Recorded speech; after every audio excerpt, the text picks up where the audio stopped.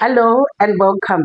Now, what do you do when you've got a lot of vegetables in your home and you don't want to be eating them right away, but you also don't want them to go to waste? I'm going to show you what I do with vegetables in my home that are just a lot, but I don't want to eat them right away.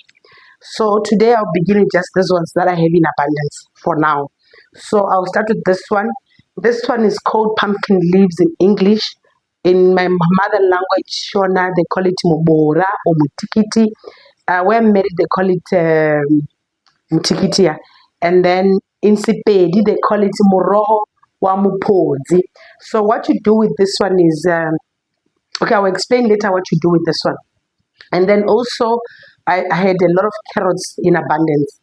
I planted a lot of carrots in the home, and then there were just a lot, and they're sitting in the fridge because we harvested them all at once. Then they're sitting in the fridge, they're about to go bed. Then I said, I also need to preserve these ones. I'll show you what I'm going to do with the carrots as well. Then also another thing that goes bad in the home is cabbage. You buy cabbage, maybe it's for salad only, or even to cook. And sometimes you can find that you're throwing half a cabbage every now and again. It's not good to be wasting food. So I'll show you also what I'm going to do with this small piece of cabbage to preserve it and enjoy it later on. So yeah. Right. So with this pumpkin leaf, what you do is you're supposed to peel off. You peel off this part. Yeah, there's this part that you peel off. I don't know for what reason, but if you don't peel it off, it don't taste nice. Then after peeling it off, you also can cook. You can also cook the flowers. But what I do is I remove this part of the flower, the inside part and this outside part of the flower, right? And then after that, after doing this, then you're gonna wash. You have to wash the pumpkin leaves and even the flowers. You wash them nicely, making sure you're removing any soil particles, because mostly this thing is sitting on the ground. It carries a lot of soil most of the time. And when you cook it and it's having soil in it, it doesn't taste nice. When you're biting, you'll be feeling those soil pieces in your mouth, it's not nice. So you wash them nicely, and then after washing, right, so after washing this vegetable now, what you want to do, you want to boil some water, just a small bit of water, depending with how much moro you have or depending on how much vegetable you have. For me, I just put half a cup of water.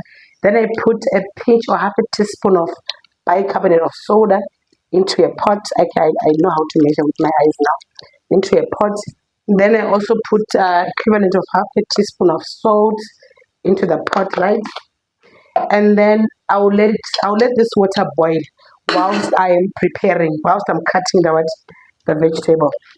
So then now you take the pumpkin leaves now, you just arrange them in your hands and then you start to cut them. You can cut them finely, or because after cooking them they drop back, they become very small. So you just cut them nicely. You cut the pumpkin leaves. Right. I'm just going to cut all of it and put it in a dish, in a container. So the reason why you add bicarbonate of soda into the water is to make the vegetable soft. That's what we're taught.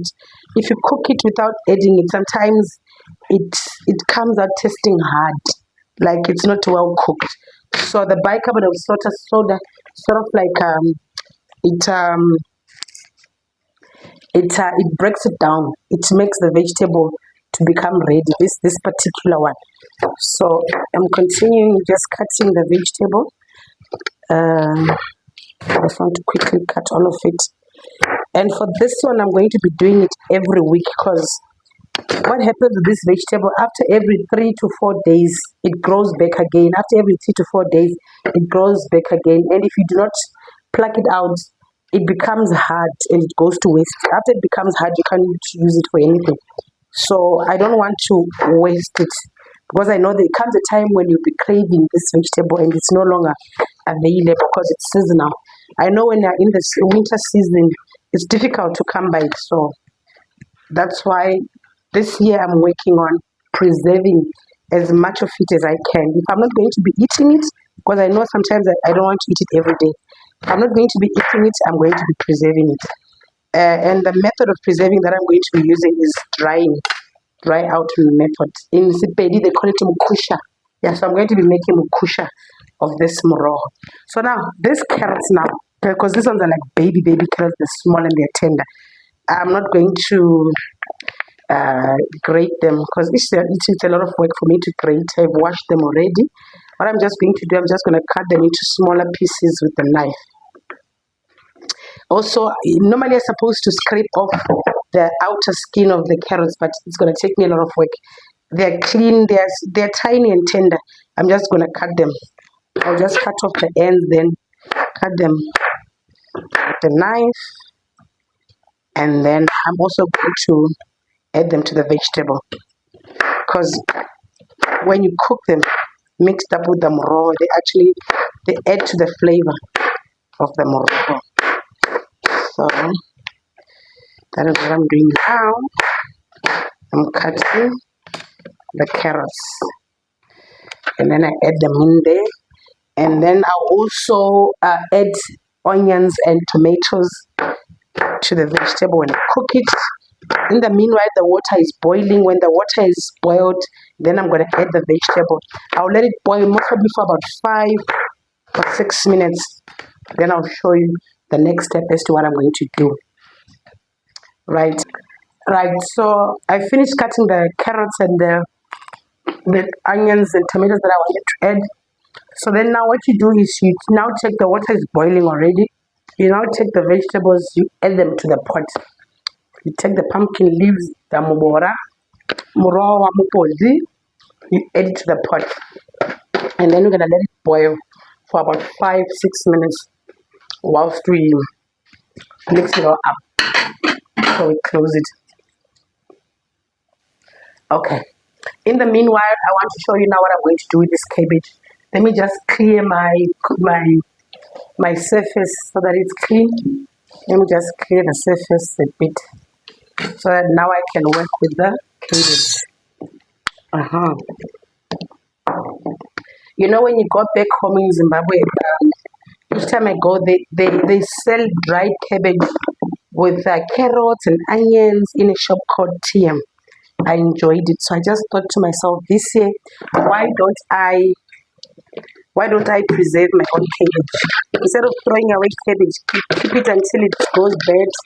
Each time I can see that there's extra cabbage left over in the home, I can just do that preservation method of dry cooking and drying it, and then I enjoy it later. You can also try it. I enjoy it. I like it.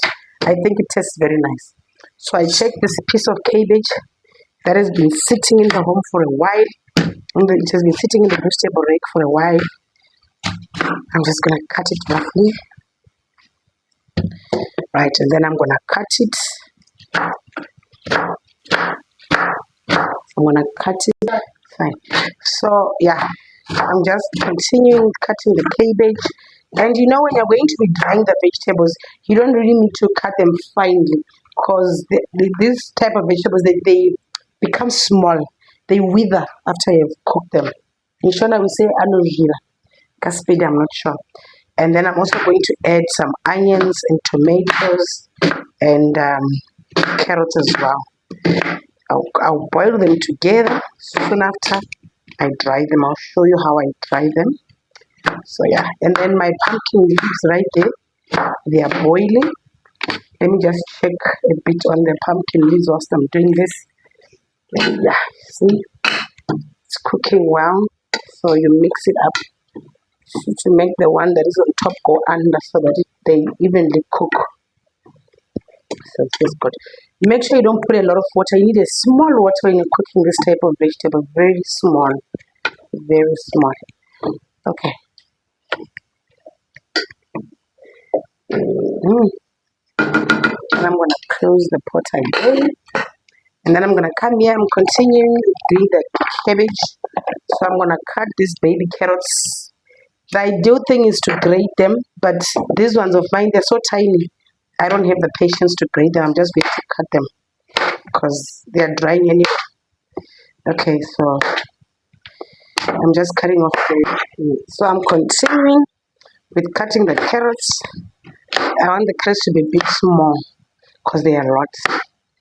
I don't want to see food that I worked so hard to plant going to waste. So after that, I'm just going to take the cabbage. I don't need to add anything else. I just need to add the cabbage and the carrots and the tomatoes and the onions into the pot. And then I'm just going to add, I think, even a tablespoon of water because the cabbage is all water already. Okay, the pumpkin leaves are boiling over. So right, I don't even add any. You can add some spices. You can season tomato with salt, onion, spices of your choice. Yeah, because it adds the flavor. When it dries up, it dries with the flavor of the what? Of the spices. You add as per your desire. Robert, come and help me, please. So, and then after that, uh, right. So the pumpkin leaves is ready. When it's ready, what I do is I let it simmer until most of the water is gone and I can no longer see any water in the pot. Or if it's ready and there's still water, you can actually squeeze the water out so that it doesn't take longer to dry outside. So then I just look for a surface where I can put it.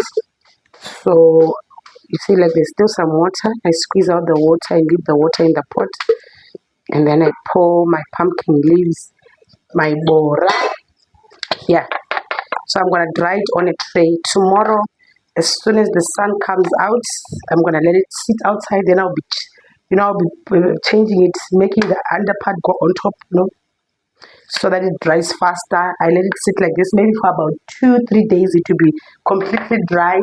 After it's dry, I package it into plastics that does not allow any air to go inside.